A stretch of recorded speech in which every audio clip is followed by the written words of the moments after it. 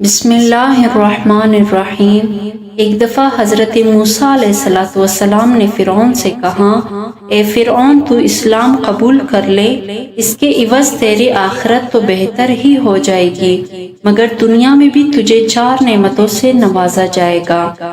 تو علی الاعلان اس بات کا اقرار کر لے کہ اللہ تعالیٰ کے سوا اور کوئی خدا نہیں، وہ بلندی پر افلاک اور ستاروں کا پستی میں جن و انس، شیاطین اور جانوروں کا پیدا کرنے والا ہے، پہاڑوں، دریاؤں، جنگلوں اور بیابانوں کا بھی خالق و مالک ہے۔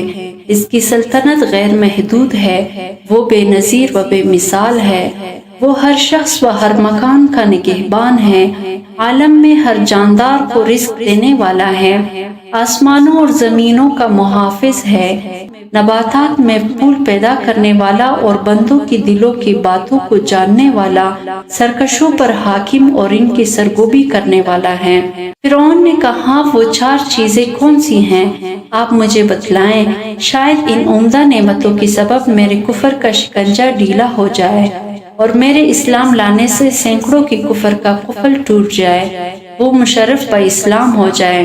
اے موسیٰ، جلد ان نعمتوں کے متعلق بیان کرو، ممکن ہے کہ میری ہدایت کا دروازہ کھل جائے۔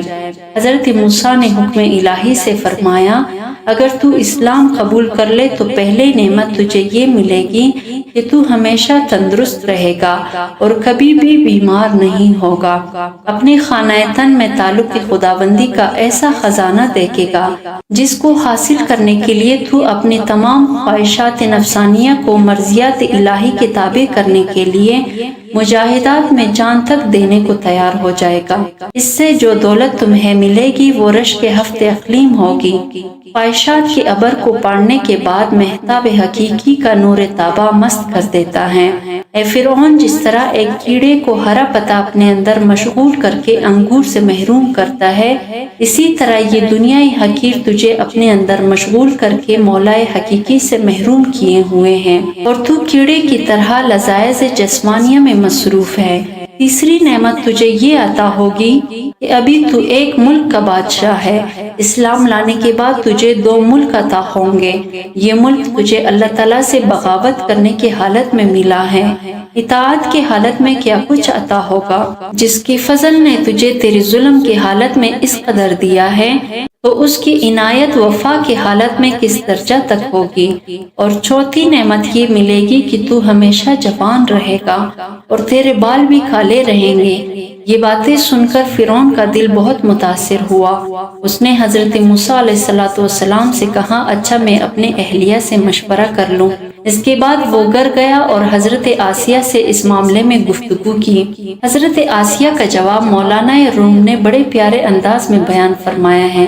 فرعون نے اپنی بیوی آسیہ سے جب یہ ماجرا بیان کیا تو انہوں نے کہا، کھیتی تیار ہے اور نہایت مفید ہے، اب تک جو وقت گزرا ہے سب بے فائدہ گزرا ہے۔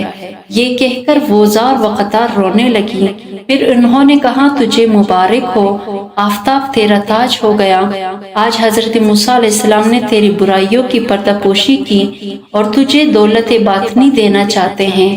گنجے کا عیب تو معمولی ٹوپی چھپا سکتی ہیں، مگر تیرے عیوب کو تو حق تعالیٰ کی رحمت چھپانا چاہتی ہیں۔ میرے تو رائے یہ ہے کہ تجھے کسی سے مشورہ کرنے کی ضرورت ہی نہیں تھی، تجھے تو اسی مجلس میں فوراً اس دعوت حق کو خوشی خوشی قبول کر لینا چاہیے تھا۔ حضرت موسیٰ نے جو دعوت تمہیں دی ہے کوئی ایسی ویسی بات تو نہ تھی جس میں تو مشورہ ڈھونڈتا پھر رہا ہے، یہ تو ایسی بات تھی کہ سورج جیسے رفیع المرتب مخلوق کے کان میں پڑتی تو سر کے بل اس کو قبول کرنے کے لیے آسمان سے زمین پر آ جاتا۔ اے فرعون، یہ عنایت تجھ پر خدا کی ایسے ہیں جیسے ابلیس پر رحمت ہونے لگے۔ یہ حق تعالیٰ کا معمولی کرم نہیں کہ تجھ جیسے سرکش اور ظالم کو یاد فرما رہے ہیں۔ اللہ والوں کے آنسو جو زمین پر گرتے ہیں، فرشتے ان کو اپنے منہ پر اور پروں پر ملتے ہیں اور اللہ تعالیٰ شہیدوں کے خون کے برابر انہیں وزن کرتے ہیں۔ حضرت آسیہ رضی اللہ تعالیٰ عنہ نے فرعون سے کہا، تو پس و پیش نہ کر، ایک قطرے کو فوراً بہا دے اور اپنے نفس کو جھکا دے، تکبر کے باعث اعراض نہ کر، تاکہ دریائے قرب حق سے تو مشرف ہو جائے۔ دولت عظمیٰ اس قطرے کو ملتی ہے جسے خود سمندر طلب کرے۔ یہ تجھ پر نہایت ہی شفقت ہے کہ تجھے اس اصرار کے ساتھ بلایا جا رہا ہے، دریائے رحمت خود تجھے بلا رہا ہے، تو کیوں دیر کرتا ہے؟ جلد اپنے آپ کو ان کے ہاتھ فروخت کر دے۔ اگر تو بے دست و پا ہے، اپنے ذاتی سعی سے اس دریا تک نہیں پہنچ سکتا، تو اپنے آپ کو حکم موسیٰ کا بالکل مطیع کر دے۔ جن انعامات کا تجھ سے وعدہ کیا جا رہا ہے تو ان پر بدگمانی مت کر، انہیں فریب و دھوکہ مت سمجھ، بلکہ ان انعامات کو جلد حاصل کر تاکہ تو کہیں غلط بینی سے دھوکہ کھا کر برباد نہ ہو جائے۔ اپنے گردن خدا کے سامنے جھکا دے، اس کی بشارت سے خوش ہو جا۔ کب تک سرکشی کرتا رہے گا اور گردن تکبر سے اونچی رکھے گا؟ توقف مت کر، جلد محبوب حقیقی سے مل جا۔ وہ خالق و مالک تجھے تیرے گناہوں پر شرمندہ نہیں کر رہا، تو اس کا شکر ادا کر۔ خدا تجھے اپنے فضل سے اپنے تک رسائی کا رستہ دے رہا ہے، تو دوڑ کر جا۔ دیکھ تو صحیح اے فرعون، اس قدر تیرے کفر عظیم کے باوجود اس کا اکرام تجھے کیوں کر قبول کر رہا ہے؟ کیا یہ انعام و عطائے شاہی قابل قدر نہیں؟ ایسا عجیب بازار کس کے ہاتھ لگتا ہے کہ ایک گل کے عوض گلزار ملتا ہو اور ایک دانے کے عوض 100 درخت ملتے ہو۔ اس سوز و گداز کے ساتھ حضرت آسیہ نے رغبت دلائی کہ جلد از جلد وہ رجوع اللہ کرے۔ فرعون نے وہی الفاظ پھر سے دہرائے، اچھا ہم اپنے وزیر حامان سے بھی مشورہ کر لیں۔ حضرت آسیہ نے کہا، اس سے بیان نہ کر، وہ اس کا اہل نہیں، بلا اندھی بڑیاباز شاہی کے قدر کیا جانے۔ نااہل کے وزیر بھی نااہل ہوتے ہیں، ہر شخص اپنے ہم جن سے ہی مشورہ لینا پسند کرتا ہے۔ الغرض فرعون نے حامان سے ساری باتیں کہہ دی اور اس سے مشورہ مانگا کہ اب مجھے کیا کرنا چاہیے۔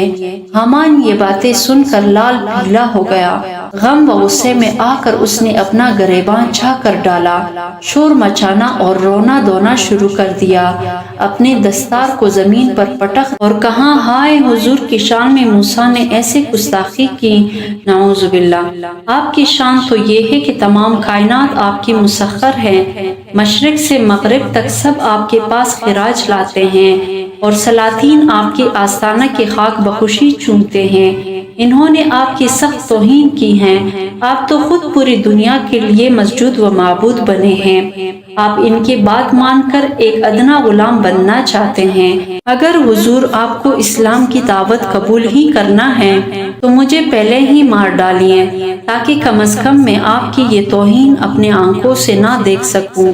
آپ میری گردن فوراً مار دیں، میں اس منظر کو دیکھنے کی تاب نہیں رکھتا کہ آسمان زمین بن جائے اور خدا بندہ بن جائے، ہمارے غلام ہمارے آقا بن جائے۔ مولانا روم یہاں اس حامان بے ایمان کو مخاطب ہو کر سخت ناراضگی کا اظہار کرتے ہیں۔ اے حامان مردود، کتنی ایسی حکومتیں جو مشرق تا مغرب پہلے ہی ہوئی تھی، مگر خدا کے قہر سے آج ان کا نام و نشان نہیں ہے۔ جو زہر قاتل مشورہ حامان نے دیا اس کے بارے میں مولانا اظہار فرماتے ہیں، یہ تکبر جو حامان میں تھا زہر قاتل تھا، اور اسی زہر آلود شراب سے حامان بدمست ہو کر احمق ہو گیا تھا، اور اس ملعون کے مشورے سے فرعون نے قبول حق سے انکار کر کے خود کو دائمی رسوائی اور عذاب کے حوالے کر دیا۔ جب فرعون حامان کے بہکاوے میں آ گیا اور حضرت موسیٰ علیہ السلام کی دست مبارک پر دعوت حق کو قبول کرنے سے انکار کر دیا، تو موسیٰ علیہ السلام نے فرمایا، ہم نے تو بہت سخاوت و عنایت کی تھی، مگر صدا افسوس یہ گوہر نایاب تیرے مقدر میں نہ تھے۔ ہمیں اس قصے سے یہ درس لینا چاہیے کہ جاہل، احمق اور بد کردار سے اچھے مشورے کی توقع ہرگز نہ رکھو۔ اگر عورت بھی صاحب کردار ہے تو اس سے مشورہ کر لو، وہ تمہیں اچھا مشورہ دے گی۔ بے وقوف کی صحبت سے تنہائی بہتر ہے، لیکن تنہائی سے بہتر ہے کہ اچھے لوگوں کی تلاش جاری رکھو، یقیناً تم ان تک پہنچ جاؤ گے۔